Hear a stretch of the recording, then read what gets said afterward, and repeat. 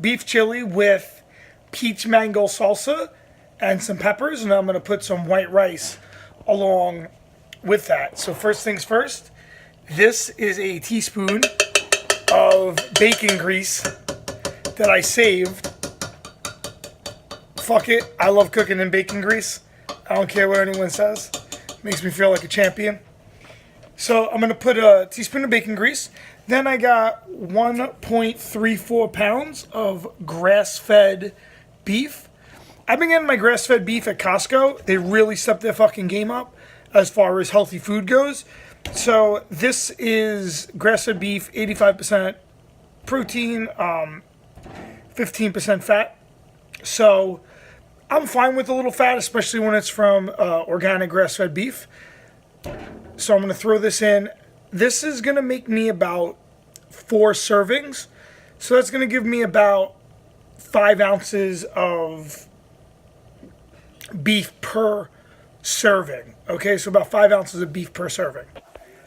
All right, so while I was browning this ground beef, I chopped up 3 peppers. I like colorful peppers, so I got 2 orange peppers, 1 yellow pepper. I mean, shit, I like the way that looks. Then I got some peach mango salsa from Trader Joe's.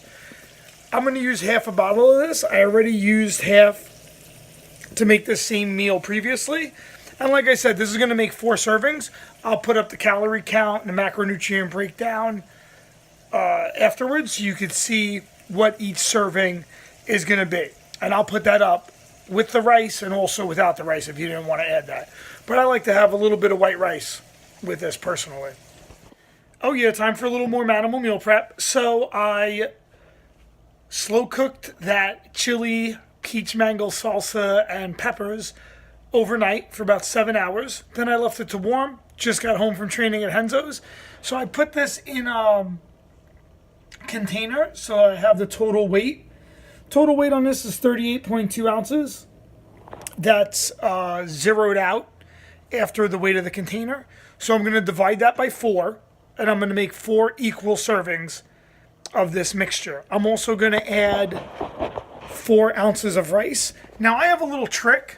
I don't know how true this is, but I heard that if you cook rice, then with a little coconut oil, and you put it in the fridge for 24 hours, the next day when you reheat this rice, your body is going to absorb up to 50% less of the starch from it.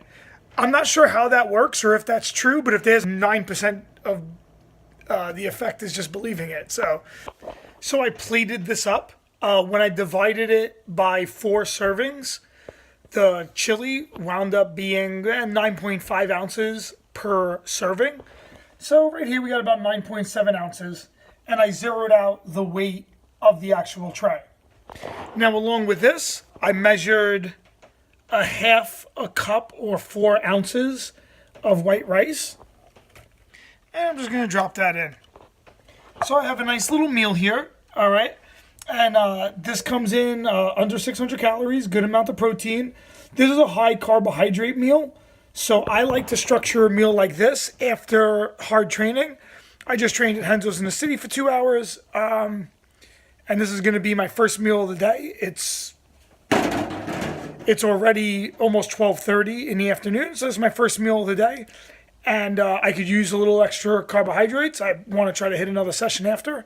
So those carbohydrates are gonna be really useful to both repair and replenish my glycogen stores from hard training, and then prep me for the next session later on. Okay, something good to keep in mind. Me personally, I like my carbs structured around my training.